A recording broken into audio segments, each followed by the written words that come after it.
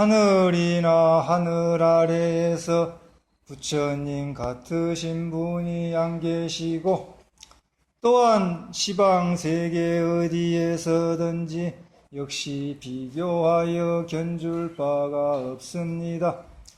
온 세계를 다 내가 둘러보고 찾아보아도 부처님과 같은 그런 분이 일체 안 계십니다나.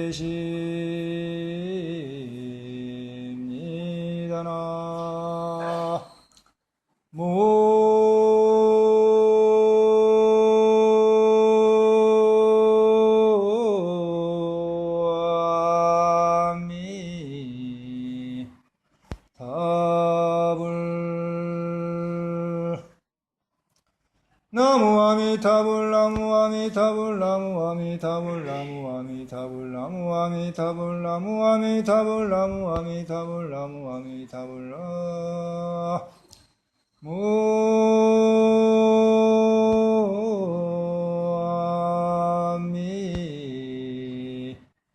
아미타불.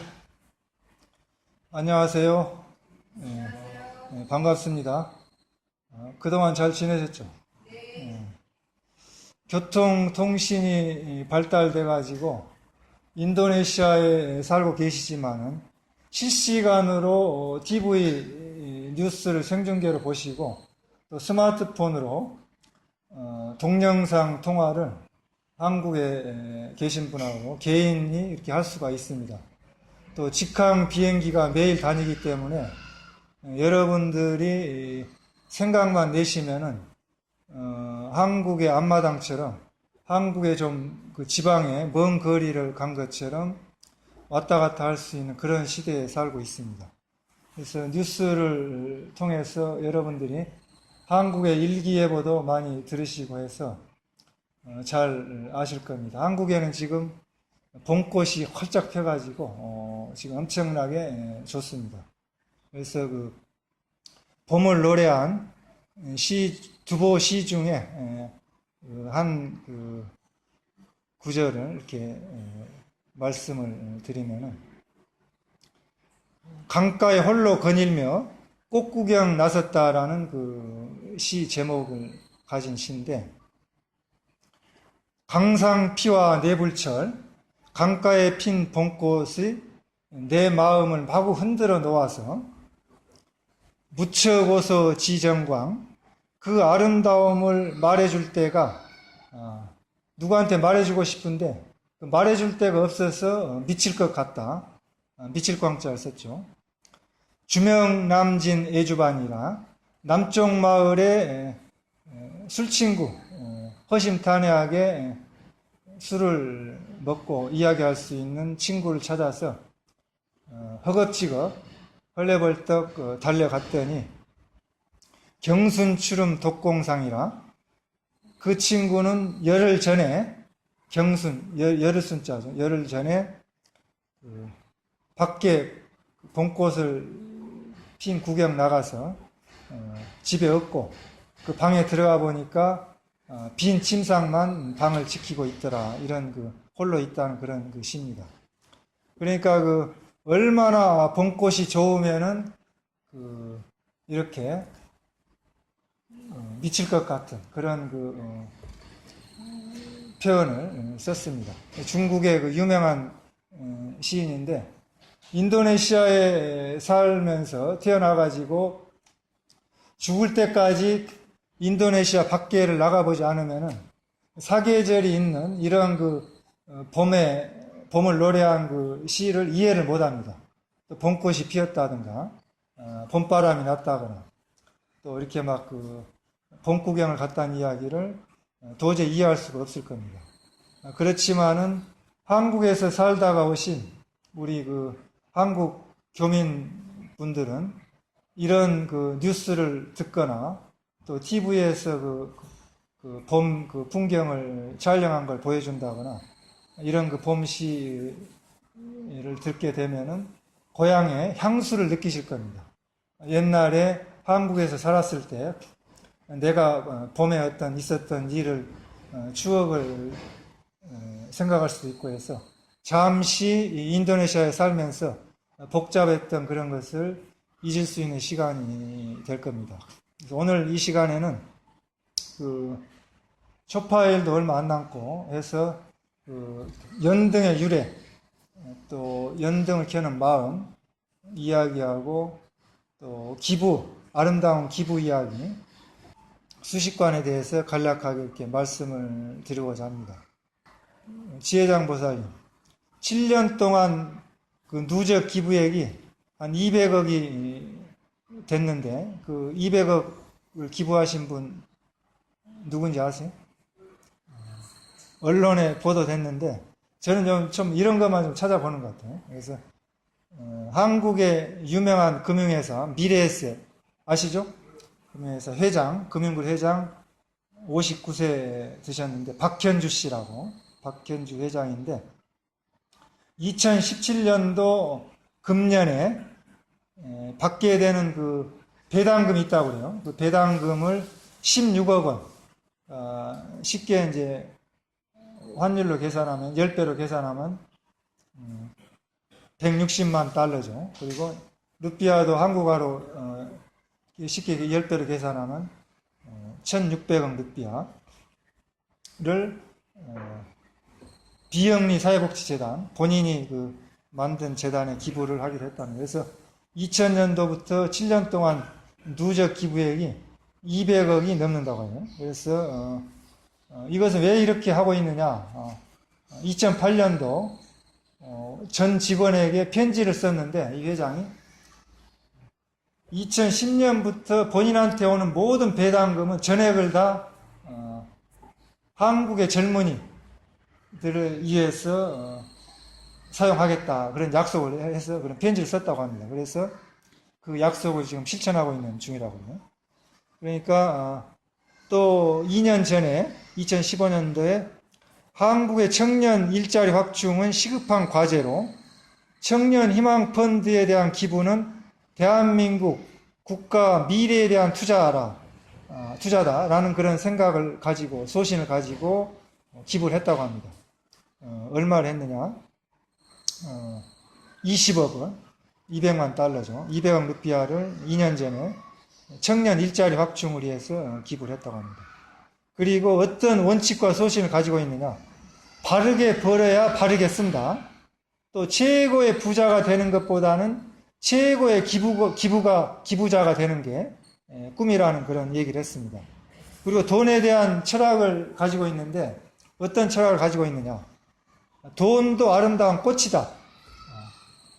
꽃이 진정 아름다울 수 있는 것은 꽃이 진 뒤에 씨앗을 만들고 다시 수많은 꽃을 피우는 보이지 않는 아름다움이 있기 때문이다. 돈도 꽃처럼 돌고 돌아서 씨를 만들고 열매를 맺어 이 땅 한국의 젊은이들을 위해 한국의 건강한 사회를 위해서 아름다운 꽃이 되어야 한다는 그런 그 돈에 대한 철학을 가지고 있답니다. 엄청난 그런 그 사상과 철학을 가지고 개인 자산이 2조 원이 넘는다고 해요. 엄청난 부자죠. 그래서 이제 그 한국 사회에 커다란 울림을 주고 있는데 경영 방침도 기업의 이익을 사회에 환원하는 것은 자선 사업이 아니고 일상적 기업 활동이 되어야 한다는 게 박현주 회장의 소신이라고 합니다. 그러니까 기업에 대한 철학이라는 거죠. 그러니까 돈을 버는 게 목적인데 이윤을 추구하는 게 그 돈을 벌어서 기업이 사회에 환원해서 좋은 일하고 착한 일 하는 것이 일상적인 기업 활동이라는 거예요. 그런 그 기업 경영 철학을 가지고 있다는 겁니다. 이렇게 그 활동을 했는데 그동안에 17년 동안 그 사회복지재단을 만들어 가지고 장학사업을 했는데 17년 동안 4,017명 해외 그 교환 장학생으로 보낸 그 학생들이 40여 개국에 갔고 또 국내 장학생이 2,522명을 이렇게 후원했다고 합니다. 그래서 총 6,539명을 장학사업을 한 거죠. 그리고 이제 경제 및 진로교육, 상하이 글로벌 문화체험, 다양한 그런 교육 프로그램을 16만 명을 이렇게 교육을 시켰다고 합니다. 박현주 회장은 이렇게 그 젊은이들에게 그 투자한 그런 그 사람들이 다시 그렇게 좋은 그런 그 실력을 갖춰가지고 100억, 200억, 1000억, 만억 그 몇 조를 번다면은 이보다 더 나은 투자가 없다. 그래서 미래에셋 그 자기 회사에 와서 일을 하지 않더라도 다른 회사에 가서 일을 한다 하더라도 대한민국의 조국을 위한 부가가치를 창출하기 때문에 보람 있는 일이 아닌가, 이런 그 이야기를 했습니다. 우리 그 박현주 미래대스 회장에게 이런 그 철학과 소신을 가지고 한국 사회에 그런 울림을 준 회장께 큰 박수 한번 치겠습니다. 우리 그 불자님들도 부처님의 대자 대비한 그런 그 나눔의 실천을 했으면 좋겠습니다. 그래서 4월 초파일 지나고 교민사의 어려운 이웃들 좀 베풀었으면 좋겠고, 또 이 인도네시아 현지 고아원이나 양로원 같은데 십시일반 조그맣게라도 이렇게 그 정성을 해서 부처님의 그 자비의 나눔을 했으면 좋겠습니다. 그 많은 초파일날 등들을 켜는데 도대체 왜 등을 그렇게 켜는가, 그런 등의 유래에 대해서 한번 말씀을 드리면은, 가난한 여인의 등불이라고 여러분들이 잘 알고 계실 겁니다. 그렇지만은 알고 계시는 이야기지만은 이렇게 한번 되새김으로써 좀 의미를 다시 한번 회상해서 진실하고 그 아름다운 등을 켰으면 좋겠습니다. 인도 마가다국은 16개, 인도에 그 16개 왕국이 있었습니다. 옛날에. 그때 현재 그 지금 지역으로는 인도 동북부 파트나와 비하르 주가야 일원에 있는 그런 그 조그만 그런 그 나라인데, 16개 왕국 중에 하나인데, 그 난다라는 이름을 가진 가난한 여인이 살고 있었습니다. 그래서 그 난다는 너무나 가난했기 때문에 빌어먹고 동량으로 이렇게 살아가고, 또 남의 집 가서 허드렛 일, 심부름도 해주고 굳은 일도 하고 해서 그렇게 그 품삯을 받아가지고 살아가는 가난한 그런 그 여인입니다. 근데 그 여인이 이제 하루는 이렇게 구걸로 살아가는데, 성에서 많은 사람들이 이렇게 막 그냥 축제 분위기로 들떠 있는 것을 보고 걸어오는 그런 그 사람에게 물어보았어요. 오늘 이 성 안에 무슨 좋은 일 있습니까?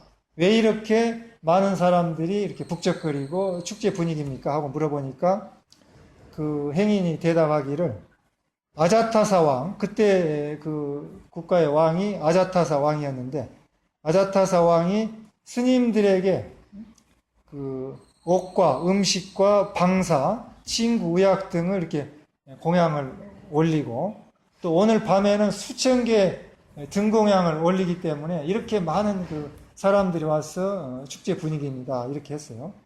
그러니까 이제 옷하고 음식하고 방사, 친구, 의약품, 이런 것은 신도님들이 공부하는 스님들에게 올리는 사사공양이라 합니다. 기본 필수 공양이죠. 이런 그 공양을 하고 또 등공양을 이렇게 한다는 거죠. 근데 난다는 무슨 생각을 했느냐? 왕이 이렇게 복을 짓는데 나는 가난해가지고 뭘 부처님한테 바칠 것이 없다는 거예요.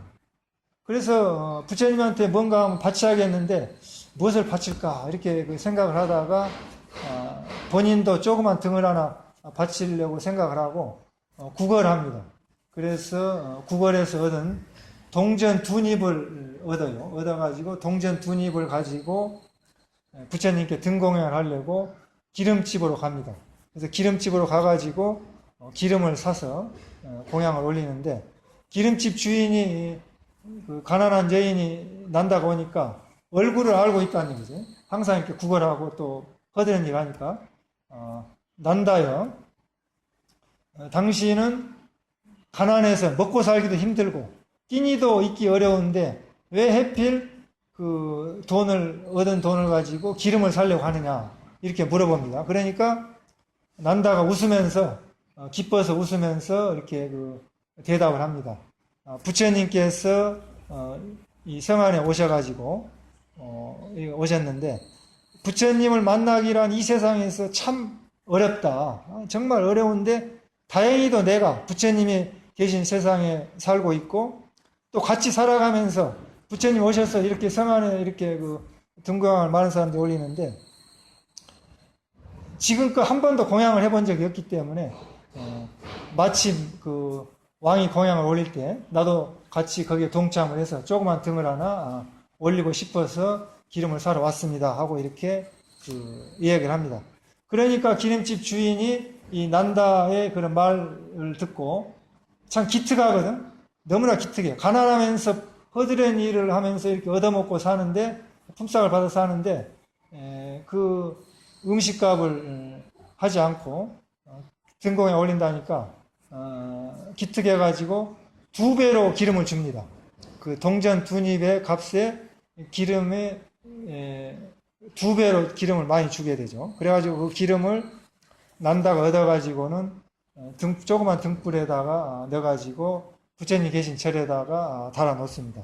그러면서 난다가 서원을 이렇게 바라죠. 한번 스님이 선창하면 한번 같이 한번 따라해 보시죠. 가난한 제가 좀 더 크게요. 이 조그마한 등불을 부처님께 공양하오니 대자 대비심으로 받아 주시옵소서. 바라옵건대 이 작은 등불의 불빛이 모든 중생들의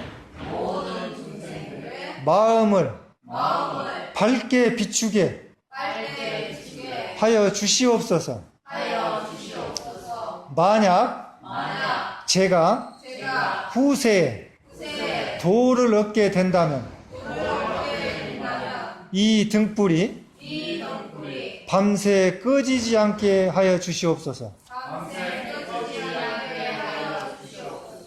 이런 그 서원을 마음속으로 난다가 빕니다. 그러니까 자신의 전 재산을 다 바친 거죠. 그러니까 그때는 뭐 은행도 없고 또 어디다 돈을 비축해 놓을 때도 없고 그날 벌어서 그날 벌어먹고 사는데 그날 번 걸 다 갖다 전 재산을 바치고 정성을 한전한 정성을 해서 이렇게 등불을 켰다는 거죠. 근데 그날 그 사이성이었습니다. 그 사이성 슈라바스티 성이죠. 사바티 성에 막 강한 바람이 몰아치고 비바람이 불고 막 그냥 온통 한국을 맞이한 태풍 같은 그런 강풍이 몰아쳐서 비가 온 겁니다. 그러니까 그 모든 켜놓은 등불이 다 꺼져버린 거예요. 다 꺼져버렸는데 유독 하나의 작은 등불만 안 꺼지고 이렇게 어두운 밤을 밝히고 있었던 겁니다. 그러면 그 등불이 누구의 등불이냐? 진법성과 누구의 등불이겠어요? 난다, 가난한 여인의 등불이 안 꺼지고 있는 거예요. 근데 이제 날이 밝아가지고 부처님의 그 10대 제자 중에 목련존자가 있었어요. 목련존 신통제일인데 그 목련존자가 등불을 끌려고 했는데 안 꺼져. 또 신통으로 끌려도 안 꺼져. 그러니까 부처님께서 그 광경을 보고 목련아 그만둬라. 그 등불은 가난하지만은 자신의 모든 것을 다 바친 착한 여인의 등불이다. 그 등불은 결코 꺼지지 않을 것이다. 그 등불을 켠 공덕으로 그 가난한 여인은 난다는 오는 세상에 반드시 성불하여 부처님의 이름이 스미등광열애라는 부처님이 될 것이다 하고 이렇게 이야기를 합니다. 그러니까 이런 이야기를 이제 왕이 전에 들은 거예요. 전에 들어가지고 왕이 신하에게 물어봅니다. 나는 부처님과 여러 스님들에게 큰 보시를 했고 또 수천 개의 등불을 갖다가 공양을 했는데 이렇게 많은 공덕과 복을 지었는데 부처님께서 어째서 나에게 칭찬도 하시지 않고 작은 등불 하나 켠 난다라는 가난한 여인에게 수미등광 내래가 부처가 되겠다는 수기를 주었습니까? 하고 주었느냐? 하고 이렇게 궁금해가지고 도대체 왜 그랬는가? 하고 물어봅니다. 그러니까 신하가 그동안에 부처님의 법문을 많이 들어서 알고는 왕에게 그동안에 들은 풍월로 서당계 3년에 뭐 풍월을 읊는다 하죠. 그 신하도 부처님한테 법문을 많이 들어가지고 들은 그 풍월로 왕에게 이렇게 이야기를 합니다. 부처님께서 말씀하시기를 착한 업적을 이룬다고 하는 것은 사람들의 평범한 생각으로서는 힘들다고 하셨습니다. 그것은 조그만 보시 공덕으로도 얻을 수 있지만은 수많은 큰 보시로도 얻기 어려운 경우가 있다고 말씀을 했습니다. 왕께서 폐하께서 올린 공양이 엄청나게 큰 공양이고 또 많은 등불을 올렸지만은 왕께서는 마음이 한결같이 진실하지를 못했고 또 정성스럽지도 못했습니다. 자기가 착각한 이 길을 갖다 내세우거나 자랑한다면 그 공덕을 막 자랑하고 이렇게 막 떠벌린다면은 그 값어치는 작아지고 마는 것입니다. 이렇게 이야기를 하니까 왕이 부끄러운 거예요. 그 이야기를 듣고 너무 부끄럽고 창피해가지고 그 신하에게 그런 이야기를 듣고 보니까 본인이 창피한 거예요. 수많은 스님들에게 그렇게 많은 공양을 올리고 등을 올렸다고 해서 본인이 이렇게 과시를 하고 또 자만을 가지고 이렇게 막 의시됐는데 그게 참 부끄러웠다는 얘기죠. 그러니까 우리들이 기부 행위를 하면은 TV 신문에 이름 내면 그걸로 끝나버립니다. 이름 내주면 기부하는 사람 있어요. 근데 이름을 내지 않고 무주상으로 밀행으로 모르게 하는 것이 큰 공덕이 됩니다. 그래서 성경에도 왼손이 하는 것을 오른손이 모르게끔 하라. 이런 이야기 뜻이 우리 불자님들도 종불사를 한다 하면 종에다 막 이름을 써주면 막 하는 거예요. 이름 안 써주면 안 해. 그러니 얼마나 유치합니까? 종 바깥에 막 이름이 막 써가지고. 그래서 연애 안에다 쓴다고. 종 안에다 이름을 써놔. 또 뭐 이 태화 같은 거에는 뭐 태화 밑에다 막 이름을 써놔. 태화 보면 참 유치한 거야. 이름 써놓은 거야.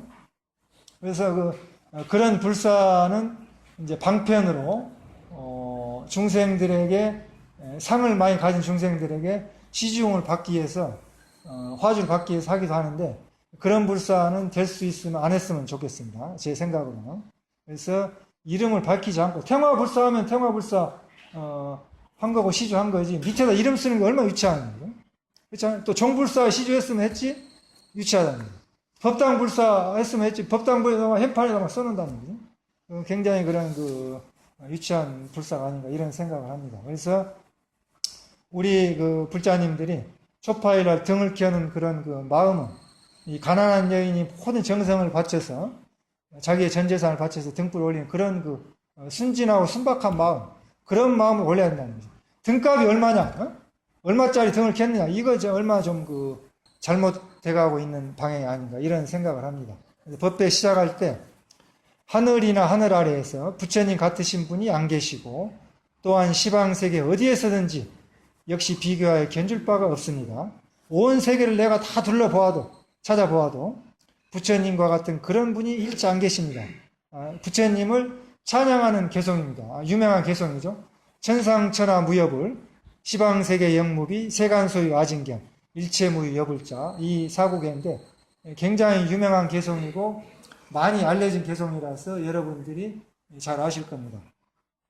부처님이 이렇게 훌륭하신 분인데 이 세상에 부처님 같은 분이 단 한 분도 안 계신데 부처님이 오셔가지고 도대체 우리에게 어떻게 가르침을 주었는가 이런 생각을 해본다면은 우리들이 한번 그걸 생각을 해볼 필요가 있습니다. 부처님이 이 땅에 오셔가지고 우리 중생들에게 어떻게 가르침을 줬는가 하면은 간단합니다. 이 세 가지밖에 없어요. 그때 당시인데 그건 불교와 다른 종교 그때 사상과 다른 건 뭐냐? 삼법인이라고 삼법인. 재행이 무상하다. 그 다음에 무상하기 때문에 일체 모든 것은 다 괴로움이다. 그러니까 괴로움에서 벗어나려면은 열반 적정의 세계에 가야 된다. 이 세 가지밖에 없습니다. 이 세상이 무상하고 허망하다는 것을 여러분들이 못 깨달으니까 이렇게 이 세상에 불타고 있는 집이니까 뛰쳐나오라 해도 부처님이 막 나오라고 말씀을 해도 말귀를 못 알아먹고 제가 왜 나갑니까? 부처님이랑 혼자 밖에서 잘 계세요? 하면서 여러분들이 엄력에 취해가지고 무상함을 못 느끼고 살아갑니다. 뭐 언제 무상을 깨닫느냐? 남편 죽었을 때, 부인 죽었을 때, 자식 죽었을 때, 할아버지 죽었을 때, 또 뭐 친구가 죽었을 때, 이런 그 장례식장이나 부고장을 받고 갔을 때, 정말 허망하구나 이런 그 느낌을 갖는데, 또 나이가 젊으면 잘 못 느껴요. 한 80, 90 돼야지 작년에 왔던 친구가 안 오면은 죽었구나. 이때 이제 좀 본인의 죽음도 생각하는 거죠. 그래서 미리 여러분들은 그 무상을 철저히 깨닫고 무상을 철저히 못 깨달으면은 불자의 기본 기초 교리 입문에 못 들어온 겁니다. 원칙적으로 불교 입문자 과정을 통과를 못한 거예요. 시험에 통과를 못한 거예요. 내가 무상을 철저히 깨닫고 무상을 생각할 줄 모르고 이 세상을 살아간다면은 불자의 기본 ABC, 기역, 니은, 디귿, 니을, 뭐 인도네시아 말 배운다, 한국말 배울 때 기역, 니은, 디귿, 가나다라 배우시는데 그 기본의 기역을 모른다는 거죠. ABC를 모른다. 영어의 ABC를. 그래서 재행이 무상하다. 또 이 세상이 괴롭다는 것을 모르면은 그것도 ABC를 모르는 거예요. 기역, 니은, 디귿, 니을. 기초를 모른다. 기초. 그러니까 기초 기반이 안 돼 있기 때문에 거기다 집을 지어 본들 허물어져 버립니다. 모래 위에다 짓는 집이라는 거죠. 그래서 이 가장 기본적인 말씀, 이것을 여러분들 이해하시고 확실하게 내 것으로 만들지 않고서는 절에 30년, 40년, 50년 와도 이게 초보자를 못 따라가는 거예요. 초보자, 입문자. 다른 종교인하고 좀 비교를 제가 오늘 해보면은 오늘 부활절입니다. 부활절. 다른 타 종교 부활절인데 인도네시아도 일요일이기 때문에 공휴일로 하지 않는데 작년 같은 경우 평일날 쉬었단 말이에요. 오늘 공휴일로 했어요. 이슬람 국가다시피 할 정도도 다른 종교의 탄신일도 아닌데 부활절 쉽니다. 다른 종교의 왕초보들이 6개월 기초교리를 받아가지고 입문자 과정을 통과한 뭐냐? 부활을 믿습니다. 부활. 예수가 죄를 사해줬다는 걸 믿어. 그리고 죽어서 천당 간다는 걸 믿는단 말이에요. 이 간단한 기본 교리 세 가지를 다 믿습니다. 근데 우리 불자님들은 무상하도 안 믿어. 무상. 일체 괴로움이라도 안 믿어. 즐거움이라고. 왜 즐거운데 오래 살아야지. 또 열반의 세계, 상대의 세계에서 절대 무한의 세계가 있다는 것도 안 믿어. 몰라. 그러니까 기본 A, B, C, 기억, 니은, 디귿을 모르니까 절에 30년, 40년 나와도 대화가 안 된다는 거예요. 스님하고.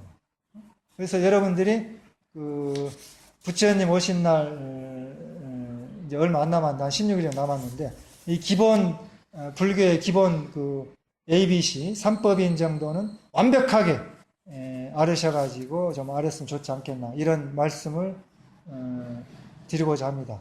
2차 인연 공덕으로 천리상간 깊은 어둠은 다 밝아지고 지옥악이 축생 사막도의 괴로움에서 벗어나고 갈산지옥은 파에서 없어지고 일체 모든 중생들이 정각을 이루고 모든 중생들의 번뇌가 다 끊어지고 욕계, 색계, 무색계, 상계에서 뛰어나고 모든 중생들이 성불하여서 일체 모든 중생들을 제도합시다. 여러분의 가정에 건강과 행복이 항상 하시기를 축원 올리면서 마치고자 합니다. 감사합니다.